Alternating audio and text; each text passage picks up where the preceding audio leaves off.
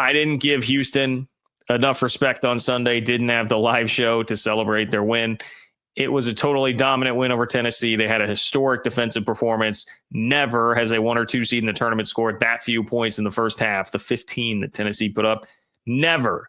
Not in a Final Four game, not in any round of the tournament. Never, ever, ever, ever has that happened. So congratulations to Houston. Thank you to Houston for doing that. It's much, much appreciated. Getting a head-to-head win over the SEC when the Big 12 damn near had 2 of them in the Elite Eight to get to the Final Four. It would have been a great feather in the cap. But Houston did not leave it up to chance. I mean, Texas Tech got close, up 9 with 3 minutes to go, didn't finish the job. Houston finished the job in the first half. Okay, but the problem here now is, has the Big 12 put too much pressure on Houston with where they're at in the Final Four? That's the question I will ask. Has the Big 12 put too much pressure on the Cougs here facing off with Duke in the Final Four? Because Texas Tech did not get it done. All right. Had Texas Tech won that game, you'd be sitting here like, well, look, the Big 12 already has double the amount of Final Four participants of the SEC, the supposed best conference ever. The Big 12 already picked up wins in regional finals 2 times over SEC opponents, one of which was a blowout. You would have already done the majority of your work. And yes, obviously national championships matter quite a bit, and you would want to continue venturing on to get the Natty, but you would have done a lot of your heavy lifting already. And you'd also have Texas Tech in the Final Four and playing it's not fair to call any of these games in the Final Four easy, but an easier game than playing Duke. You'd be like, all right, there's a legitimate chance here. Texas Tech could be playing for a national championship, even if Houston's not able to get past one of the best teams I think we've ever seen in Duke, led by Cooper Flagg. Instead, though, Texas Tech unfortunately left Houston out to dry. And now they are 1/4 of the most, I think, objectively the most difficult Final Four that we have ever seen. You've got 4 teams that are top 10 all-time KenPom teams. Now, when we say all-time KenPom teams, that doesn't mean all-time in the history of college basketball, but it does mean back to 1996 when KenPom started tracking everything. So it is the best Final Four that we have seen easily since then. And everyone likes to talk about and remember the 2007-2008 season Final Four, the 2008 Final Four. Kansas won the national title. Memphis was there. UCLA was there. North Carolina was there. They were all 4 number 1 seeds. We got the same thing this year, but these are all teams that are top 10 since 1996. Duke is number 2. All right, so that should not surprise you. Duke, according to KenPom, is the second best team that we have seen since 1996. So we're talking about almost 30 years. The second best team in 30 years, essentially. Houston is second out of that group of 4, but they're number 6 overall on that list. Florida number 8, Auburn number 10. Okay, so this is a really tall task. You're going to have to win 2 games. Whoever comes out of this will have won 2 games against top 10 teams of the last 30 years, back to back. That's hard as hell. I mean, that is a monumental task that you're asking of somebody in the Final Four. Now, Houston's won 17 straight games. They did so in the Big 12. They've lost 1 game since November, since Feast Week, when we were all sitting around the Thanksgiving table. They've lost once since then. So that's a very impressive run. If there's a team that should be capable of it, I mean, you just saw there, Houston, number 6 in the last 30 years. They are a team that is capable of doing great, great things. But man, it's daunting to think about Cooper Flagg and Duke and trying to defend them. I mean, I was talking about BYU to open up the show. Let's zero in on the Cougars here, right? BYU, great team. One of Bart Torvik's top 5 teams in the country over the last couple of weeks of the season. They go and just get pasted by Alabama, right? Give up over 100 points, totally run out of the gym by Bama. Well, what happens to Bama? They turn around and play Duke and got totally run out of the gym by Duke, okay? So if that tells you something, it's not a perfect way to do things. I know that when you're trying to play that game, it can get very dangerous, the comparative score game, but it is one way to offer a little bit of perspective here on just how well Duke is playing. That they could do that to Alabama, who was capable of doing that to BYU just 2 days before, the way that the Cougars are playing. And, not like BYU played horribly. They almost hit 90 in the game, right? So it's not like it was a total dud of a performance from BYU. Man, that's where Duke's at. It's going to be tough. It's going to be tough. Now, the flip side of that coin is it also offers for a great opportunity. If the Big 12, which I already described, I said as much, I think, in the video. I definitely outlined it in the Open for Business Big 12 newsletter, ofbnews.com. I said, hey, the Big 12 was very much has been a good, solid performance by the Big 12 in the NCAA tournament. 3 teams to the Sweet 16, 2 to the Elite 8, 1 to the Final Four. Came within an eyelash at 2 to the Final Four, but you got 1 to the Final Four. No huge major upsets. Kansas losing as a 7 seed doesn't qualify as a major upset. It's been a good, solid performance for the Big 12.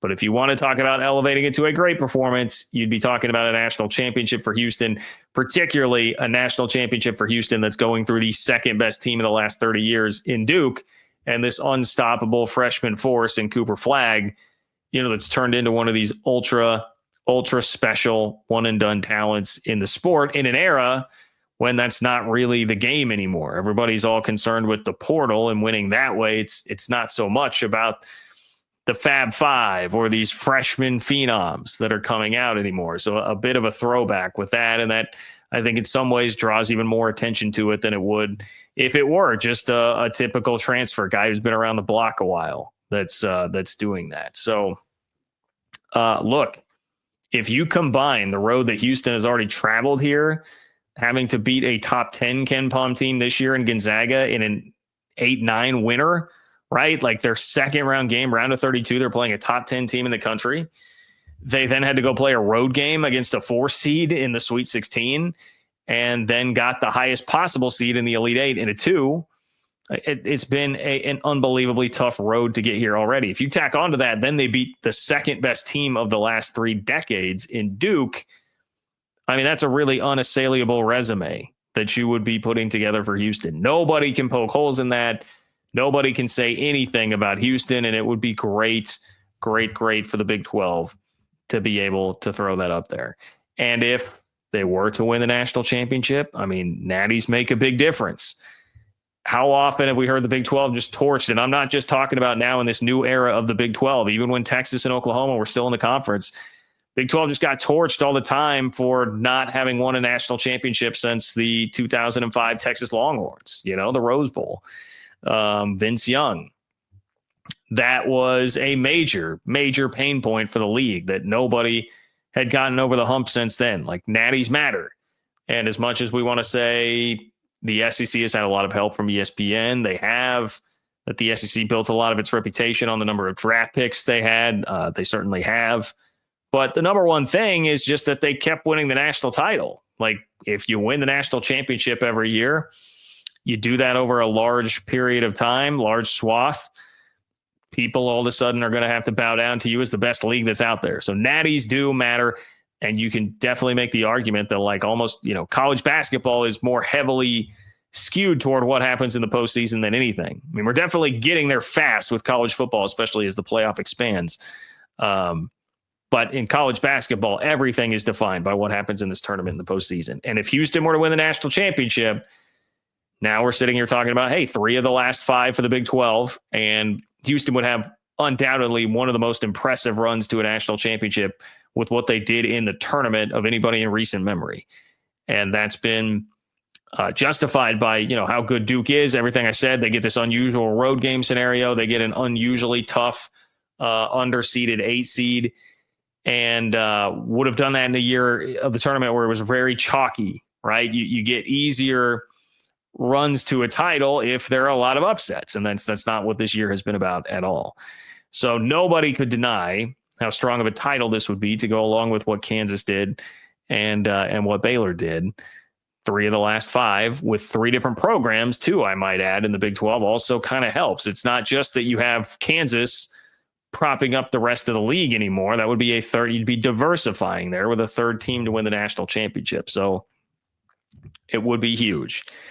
It would be huge. Number one offense in the country against the number one defense in the country. And I know that, there's the old saying, like, defense wins championships. And, in the tournament, I've made that point before. Like, hey, the defense is going to travel. Shots may not be falling. The problem is Duke feels to me very much beyond the normal parameters of teams, schools, players, whatever, that are in the NCAA tournament or postseason anywhere. Like, they just seem so special and on another level that I'm not sure those same rules are going to apply to them. But I'm not saying Houston's not capable of beating them. What I am saying is I think it's justified that Duke is sitting right now as like a 5.5 point favorite. How about that? I will say that Duke is justified in being a 5.5 point favorite. That seems about right. I think your hope would be that Houston can really kind of push them around and make them uncomfortable, and that they haven't felt enough of that this year, and that will really affect them. Some of that maybe you can take back to, in the ACC, there were some nights off for sure. That was not the level of competition that you're facing on a game in, game out basis.